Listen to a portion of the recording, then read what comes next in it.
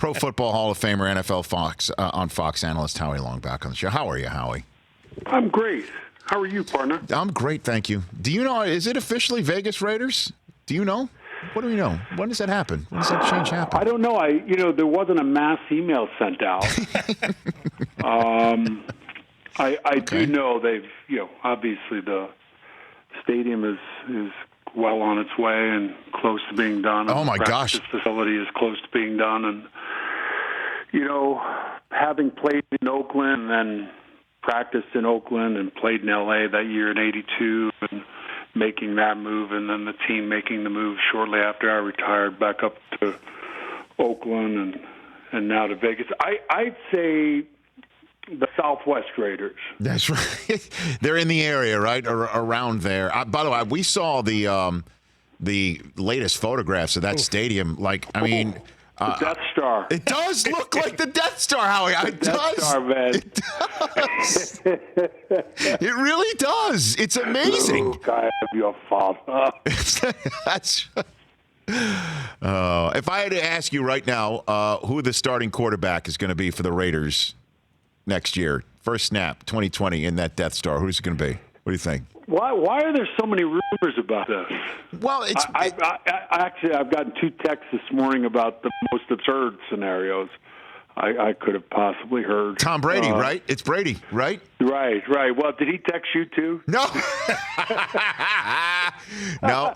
That's text is probably Mayock saying stop saying that stuff. Is probably what that text is from. Hey, Mike, it's kind of like, you look at the pictures of Barack Obama in years 1 and 2, and then look in year 8, and the aging process. Right. It's just accelerated. It's accelerated at the presidential position and the general manager position. Well, I don't know if the Death Star is tapping our phones, Howie, or if your phone might be running out of battery. But I'm hearing some. I assume my phone's been tapped since '81. Is that Bradshaw? Is that Bradshaw who's tapping your phones, Howie? Is that what's going on? No, how would he know how to tap a phone? I don't know. So what do you think's going to happen this coming weekend, Howie? You got a big game coming up on Fox Sunday afternoon, Seahawks Packers. It's the game this weekend with the most quarterback experience of any of the games by far. What do you think happens? 2 real creative quarterbacks. Right. I like it. It's going to be interesting because I think both quarterbacks are, in a unique position because I think they've because of the injuries at running back in Seattle and bringing back Marshawn Lynch, and I think we'll probably see more Marshawn Lynch this week, and injuries to the offensive line. The entire offense is kind of put on Russell's shoulders, and the throw at the end of the game to kind of seal the victory to Metcalf and that kid is pretty amazing. It's Al's philosophy of bigger, stronger, faster. I think if you look that up in the dictionary, it'd be Metcalf. And all of a sudden he's a revelation, and that's been a big pickup for them and a facet to that offense that they've lacked for a while, opposite Lockett. And, will they get people back? Will they get Iupati back? Will they get, Brown back? That's big for them if they can do that. I think they'd like to, of course they'd like to run the ball, lean on Russell, but run the ball. But last week, their inability to run the football put so much pressure on Russell, and Philadelphia obviously is very good stopping the run. So going on the road, it's going to be loud. Your defense is going to have to play great versus a different kind of Green Bay offense. I think Jones has really become the kind of piece that maybe Aaron needs to, take it to the next step, which, I know he's been trying to do for the last few years. That run game has been, I think, changed the change the look of the Green Bay Packers, and new offense, and I know new head coach, and we'll see how it goes. Part of that was I think maybe it had run its course with Mike and Aaron, and now it's on Aaron and the new offense, and they made some additions on defense that I think are really good. But they got to play the run. If they can play the run and force them into long yardage situations up there, it's a tough place to play, both from a weather standpoint and also a stadium standpoint. It's just you walk in, it's like, it's the new Rockney, Sure, kind of it's the ghost, it's the hallowed halls, if you will, of Lambeau Field. Hey, Howie, your phone is beeping quite a bit. I'm going to have you, if you don't mind, put on hold, and Mike Del Tufo, my sound guy's about to talk to you right there. Let's see if Howie's got like a cell or a speaker or something like that to speak to. All right. Howie's going to call back. Howie's going to call back and see if we're going to do this beepless. He may be in Allegiant Stadium. That may be how it sounds now. The ghost of Al Davis is listening. The Death Star. The Death Star. It really does look like the Death Star. They clearly sat down and said, we want it to look like the Death Star. 100%. I'm glad. We absolutely. It looks awesome. It looks crazy. But don't you think the Vegas desert is going to be like 1 billion degrees?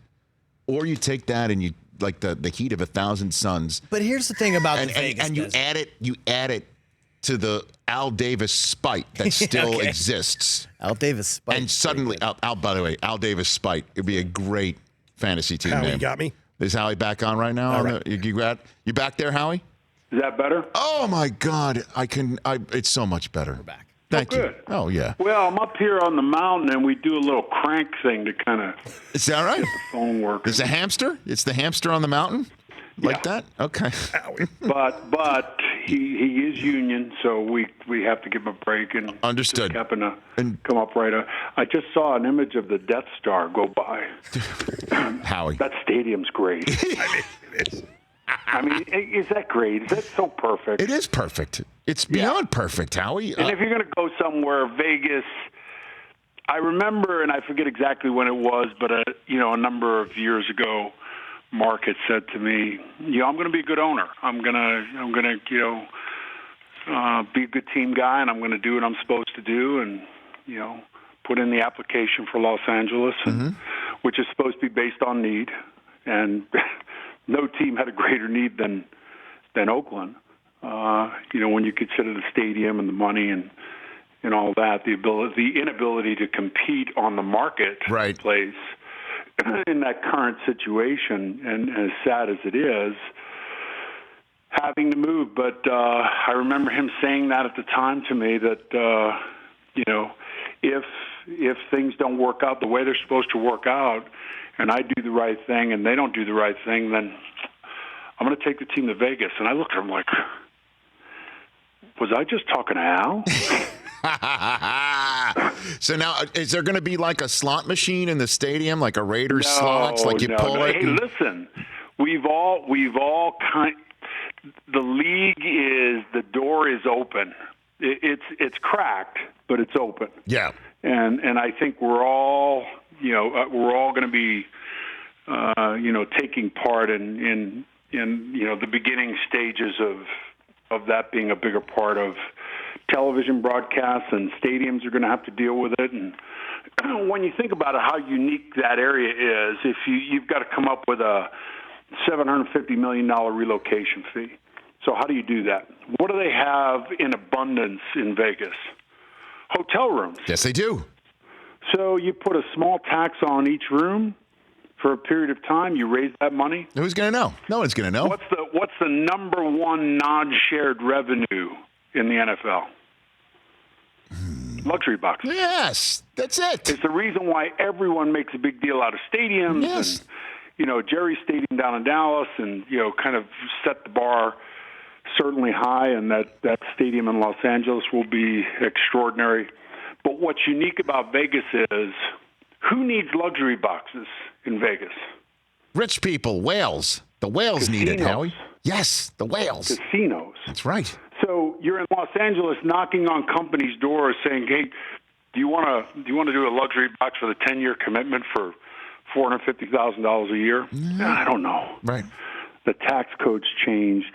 I'm not sure. That's right. You go to Mo Green, he wants 2 of them. You know what I mean? Mo Green, that's a great name. Yes. Mo Green wants 2, and he would get 3. But the problem is, Fredo was doing something with cocktail waitresses, and they couldn't get him. Story off there. 2 at a time. Point. You know what I mean? Good Mo Green story. Howie, look, before I let you go, the last thing is, who do you think you're going to see in Miami when you and the rest of the Fox NFL on Fox crew does a pregame show? Who you're going to look at the field, and you're going to see which 2 teams? What do you got for me? Well, I think you have to. Who's at home? Who's been dominant? I think San Francisco's gotten healthy. Although I think Kansas City, I think the question is bigger in the AFC because I think Kansas City is deep now. They're healthy. They have redundant pieces at positions where they didn't have redundant pieces on offense. So if one guy goes down, the offense doesn't suffer and it just keeps rolling. Their defense is better. You think about the way that the New York Giants started out under Steve Spagnuolo. When they won the Super Bowl, right. First 2-3 games, it was horrible. And same thing in Kansas City, and they're kind of turning the corner. Now, I'm not saying they have the Michael Strahan, OCU, Manura defensive front and Tuck and that whole group and what they did, but they're certainly a major improvement. And if that piece shows up in the playoffs, they're going to be tough to beat, whether it's in Baltimore or anywhere else. But San Francisco, I would say healthy as they've been. If they get all their pieces back, they're playing at home, they'll be tough to beat. Okay. And before I let you go, I know, look, your kids are your own humans, but whatever you can share about Kyle, do you think we're going to see him play again, Howie? What do you think? I'm not sure, and I don't think Kyle is really sure. I think where Kyle is.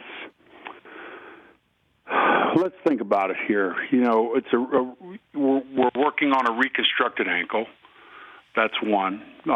He had his neck fused. That's 2. I was there. Dr. Elatrage did his elbow and shoulder simultaneously.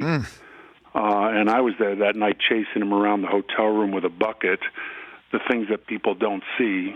That side of the game, which, neck, shoulder, elbow, knee, ankle, it's when they say leave it on the field, I mean, he certainly has done that. So I think he deserves the right to take some time and get right physically and figure out where he is mentally and physically and then make a decision. And I think that's where he is right now. All right. Howie, best to you, Diane, the whole Long family. You're wonderful humans, and I do hope to see you on the set in Miami. Yeah, that'd be great. I'd love to have you. I appreciate it. Of course. And say hi to the gang there. I will. Actually, I told this story the other day. It's funny. You remember when you were on the first time on NFL Network Super Bowl coverage down in Jacksonville, and you and Terry came together, and the Super Bowl Lombardi Trophy was on our set, and I pointed to it. And I asked, what's it like to pick that thing up 4 times to Terry? And he got up to go pick it up, and a member of the security staff jumped in to prevent him from doing it on live television. You remember that one, Howie?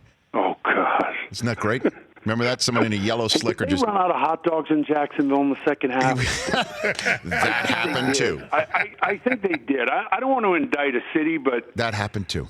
You can't run out of hot dogs in the second half. You know what, Howie? You're just spitting truth. Thanks for the call. We'll chat soon. We'll chat soon. Partner. You're the man. That's Howie Long, the NFL on Fox. For more of The Rich Eisen Show, tune to Audience Channel 239 on DirecTV for free on BR Live or download the Rich Eisen Show app.